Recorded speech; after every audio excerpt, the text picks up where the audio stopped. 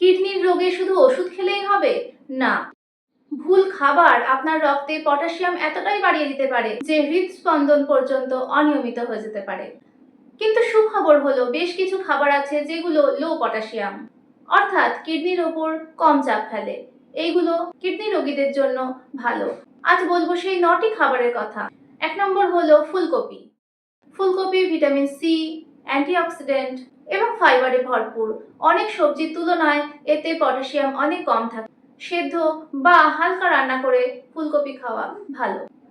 দ্বিতীয়, ডিমের সাদা অংশ। ডিমের কুসুমে ফসফরাস বেশি থাকলেও ডিমের সাদা অংশে উচ্চমানের প্রোটিন পাওয়া যায় এবং পটাশিয়াম থাকে কম। তাই কিডনি রোগীদের ডায়েটে ডিমের সাদা অংশ রাখা হয়।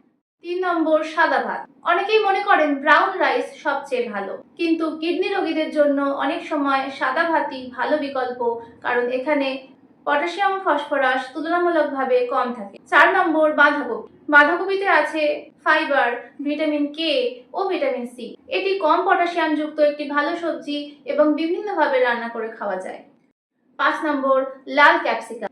এতে প্রচুর পরিমাণে ভিটামিন সি এবং অ্যান্টিঅক্সিডেন্ট থাকলেও পটাশিয়ামের পরিমাণ বেশ কম, তাই রান্নায় যোগ করা যায় বা সালাডেও খাওয়া যায়। 6 নম্বর, ব্লুবেরি। ব্লুবেরি হলো অ্যান্টিঅক্সিডেন্টের পাওয়ার হাউস। এটি কোষকে অক্সিডেটিভ স্ট্রেস থেকে রক্ষা করতে সাহায্য করে, তাই পরিমাণ মতো ব্লুবেরি খাওয়া বেশ ভালো। 7 নম্বর, আপেল। প্রবাদে আছে an apple a day keeps a doctor away. আপেলে ভালো পরিমাণে ফাইবার থাকে এবং অন্যান্য অনেক ফলের তুলনায় পটাশিয়াম বেশ কম, তাই এটি কিডনি রোগীদের জন্য জনপ্রিয় একটি ফল। 8 নম্বর, রসুন।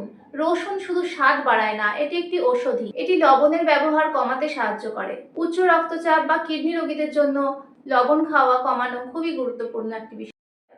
9 নম্বর হলো পেঁয়াজ। পেঁয়াজে রয়েছে অ্যান্টিঅক্সিডেন্ট এবং প্রাকৃতিক ফ্ল্যাভোনয়েড। এটি রান্নার স্বাদ বাড়ায় এবং কম সোডিয়াম ডায়েট খেতে সাহায্য করে। তবে একটা বিষয় খুবই গুরুত্বপূর্ণ, লো পটাশিয়াম মানেই যে সেই জিনিসটা যত ইচ্ছে তত খেতে পারবেন, ব্যাপারটা ঠিক সেরকম নয়।